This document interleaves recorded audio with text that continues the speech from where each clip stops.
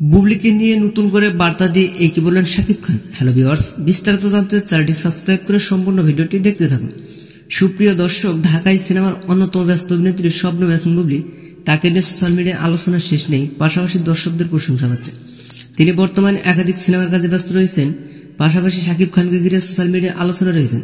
কারণ সম্প্রতি কয়েকদিন আগে ছেলে বীর ও শাকিবকে একসঙ্গে ঘোরাফেরা করেছিলেন বুবলি, আর সেই ছবিগুলো সোশ্যাল মিডিয়ায় বেশ আলোচনা রয়েছে। ভক্তরা মনে করছে শাকিব বুবলি অবশেষে মিলে গেলেন, আর ভক্তরা এতে মনে করছে শাকিব আমেরিকা থেকে আসার পর যে ঘোষণা দেয় বীর বুবলিকে নিয়ে ঘোরাঘুরি করবেন, তা অবশেষে কথা রাখলেন। হঠাৎ বুবলিকে নিয়ে প্রশংসা করে যাচ্ছেন শাকিব খান। সম্প্রতি শাকিব খান এক সাক্ষাৎকারে জানান, বুবলিকে আমি অনেক আদর্শ মনে করি।